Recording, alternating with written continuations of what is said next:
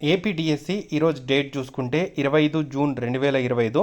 ఏదైతే మనకు morning TGT science exam జరిగిందో వాటిలో అడిగిన ఇంపార్టెంట్ జీకే మరియు కరెంట్ అఫైర్స్ క్వశ్చన్స్ అయితే ఈ వీడియోలో చూద్దాం.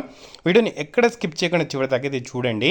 చాలామంది వీడియో చూస్తున్నారు కానీ చాలా తక్కువ మంది వీడియోని లైక్ చేస్తున్నారు. ఇంకా ఎవరైనా మన ఛానల్ని సబ్స్క్రైబ్ చేసుకోకపోతే వెంటనే సబ్స్క్రైబ్ చేసుకోండి. మన ఛానల్కి సంబంధించిన వాట్సాప్ గ్రూప్ లింక్ కింద డిస్క్రిప్షన్లో ఇస్తాను, జాయిన్ అవ్వండి. అక్కడ కూడా అప్డేట్స్ లభిస్తూ ఉంటాయి. 25 జూన్ ఈరోజు అడిగిన ప్రశ్నలు మరియు వాటికి సంబంధించిన పూర్తి వివరణ అయితే చూద్దాము. ఉజ్వల్ యోజన పథకం గురించి అయితే అడగడం జరిగిందండి. సో ఈరోజు ఉజ్వల్ పథకం గురించి అడిగారు. ఎక్కువగా సెంట్రల్ గవర్నమెంట్కి సంబంధించిన స్కీమ్సే అడుగుతున్నారు, స్టేట్ గవర్నమెంట్స్ అడగట్లేదు. మే 2016లో పెట్రోలియం మరియు సహజ వాయువు మంత్రిత్వ శాఖ ఏదైతే వంట చెరుకు, బొగ్గు, ఆవు పేడ వంటి సంప్రదాయ వంట ఇంధనాలను ఉపయోగిస్తున్న గ్రామీణ మరియు నిరుపేద కుటుంబాలకు ఎల్పిజి వంటి శుభ్రమైన వంట ఇంధనాన్ని అందుబాటులో ఉంచే లక్ష్యంతో ప్రధాన మంత్రి ఉజ్వల్ యోజన పథకం స్టార్ట్ చేయడం అయితే జరిగింది.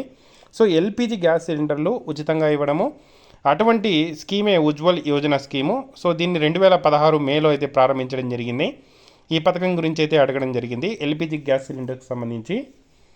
నెక్స్ట్ క్వశ్చన్, ప్రధానమంత్రి వనబంధు కళ్యాణ్ యోజన పథకం దేని గురించి అడిగారు. ప్రధానమంత్రి వనబంధు కళ్యాణ్ యోజన అనేది గిరిజన ప్రజల సంక్షేమం కోసం భారత ప్రభుత్వం ప్రారంభించిన పథకం. ఈ పథకం గిరిజనుల అవసరాలను అనుగుణంగా వారి అభివృద్ధి కోసం రూపొందించబడింది. ఈ పథకం ద్వారా విద్య, ఆరోగ్యం, సామాజిక భద్రత, జీవనోపాధి మొదలైన రంగాల్లో గిరిజనులకు సహాయం చేయడమే ప్రధానమంత్రి వనబంధు కళ్యాణ్ యోజన పథకంకి సంబంధించిన ముఖ్య ఉద్దేశము. నెక్స్ట్ క్వశ్చన్, మహమ్మద్ అలీ జిన్నా ప్రతిపాదించిన ద్విజాతీయ సిద్ధాంతం గురించి అడిగారు. సో మనకు 2 నేషన్స్ థియరీ గురించి అయితే అడగడం జరిగింది.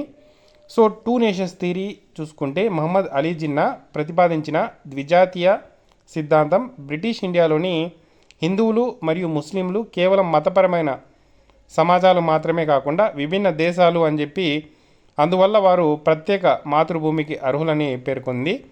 ఈ సిద్ధాంతం ద్వారా 1947లో పాకిస్తాన్ ఏర్పాటుకైతే పునాది అయితే వేయడం జరిగింది.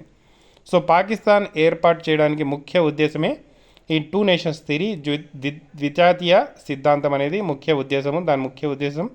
అలాగే పాకిస్తాన్ ఏర్పడడానికి ముఖ్య పునాది కూడా ఈ ఏదైతే థియరీనే. నెక్స్ట్ క్వశ్చన్, క్యోటో ప్రోటోకాల్ దేనికి సంబంధించింది అడిగారు. క్యోటో ప్రోటోకాల్ అనేది ఐక్యరాజ్యసమితి వాతావరణ మార్పుపై ముసాయిదా సమావేశంను విస్తరించి ఒక అంతర్జాతీయ ఒప్పందము. ఇది వాతావరణ మార్పులు ప్రభావాలను తగ్గించే లక్ష్యంతో పారిశ్రామిక దేశాలు గ్రీన్ హౌస్ వాయు ఉద్గారాలను తగ్గించడమే కట్టుబడి ఉండడం ఈ పథకం యొక్క ఏదైతే క్యోటో ప్రోటోకాల్కి సంబంధించిన ముఖ్య ఉద్దేశము. ఇది డిసెంబర్ 11, 1997లో జపాన్లో క్యోటోలో ఆమోదించబడింది మరియు ఫిబ్రవరి 16, 2005 నుండి అమల్లోకి అయితే రావడం జరిగింది. నెక్స్ట్ క్వశ్చన్, లై హరోబా పండుగ ఏ రాష్ట్రంలో జరుపుకుంటారు. లై హరోబా పండుగ ప్రధానంగా భారతదేశంలోని మణిపూర్ రాష్ట్రంలో జరుపుకుంటారు. ఇది మీటీ సమాజం యొక్క ముఖ్యమైన పండుగ. ఇది ఉమాంగ్ లైస్ అని పిలువబడే అడవి మరియు పర్యావరణ దేవతలను గౌరవిస్తుంది. ఈ పండుగ సంప్రదాయ జానపద నృత్యాలు మరియు సంగీత ప్రదర్శనలకు ప్రసిద్ధి చెందింది. సో లై హరోబా పండుగ ఏ రాష్ట్రంలో జరుపుకుంటారు అడిగారు. సో మనకు ఆన్సర్ వచ్చి మణిపూర్ రాష్ట్రం. నెక్స్ట్ క్వశ్చన్, సో మనకు మొట్టమొదటి రామన్ మ్యాగ్సే అవార్డు అందుకున్న భారతీయుడి గురించి మళ్ళీ ఈరోజు క్వశ్చన్ అయితే రావడం జరిగింది. సో 1958లో వినోబా భావే గారు మొదటిసారిగా రామన్ మ్యాగ్సే అవార్డు అందుకున్నారు. ముఖ్యంగా కమ్యూనిటీ లీడర్షిప్ కోసం, సామాజిక సంస్కరణలకు, ముఖ్యంగా స్వచ్ఛంద విరాళాల ద్వారా భూమి లేని వారికి భూమిని పంపిణీ చేయాలనే లక్ష్యంతో ఆయన చేసిన భూదాన్ ఉద్యమానికి సంబంధించి అంకిత భావంతో గుర్తించి ఈ అవార్డు అయితే ఇవ్వడం జరిగింది. సో ఫస్ట్ రామన్ మ్యాగ్సే అవార్డు అందుకున్న భారతీయుడు ఎవరంటే వినోబా భావే గారు. నెక్స్ట్ క్వశ్చన్, పిఎస్ఎల్వి C60 మిషన్లో ఉపయోగించిన పేలోడ్ గురించి అడిగారు. PSLV C60 mission space docking experiment mission మోసుకెళ్తుంది. ఇందులో 2 అంతరిక్ష నౌకలు ఉంటాయి, చేజర్ మరియు టార్గెట్. SDX-01, SDX-02 మరియు PS4 ఆర్బిటాల్ ఎక్స్పెరిమెంట్ మాడ్యూల్ POEM4లో 24 సెకండరీ పేలోడ్లు అయితే ఉండడం జరిగింది. ఈ సెకండరీ పేలోడ్ వివిధ ఇస్రో కేంద్రాలు, విద్యా సంస్థలు మరియు స్టార్టప్లు అయితే అందించడం జరిగింది. ఈ మిషన్ 2 అంతరిక్ష నౌకలు మధ్య సమావేశ మరియు డాకింగ్ సామర్థ్యాలను ప్రదర్శించడం మరియు అంతరిక్ష డాకింగ్ సంబంధించిన వివిధ సాంకేతికలను పరీక్షించడంపై దృష్టి పెడుతుంది. Next question. సో మనకు ఖచ్చితంగా ఏదైనా ఒక మనకు డిఎస్సి ఎగ్జామ్లో నేషనల్ పార్క్స్ గురించి వస్తుంది అనే బిట్టు కన్ఫాము మనకు ఈరోజు అడగడం జరిగింది. నేషనల్ పార్క్స్ గురించి అడిగారు. సో బందీపూర్ అంటే మనకు మ్యాథ్స్ ద ఫాలోయింగ్ అడిగారు. 4 నేషనల్ పార్క్స్ ఇచ్చేసి ఏ స్టేట్లో ఉన్నాయని అడిగారు.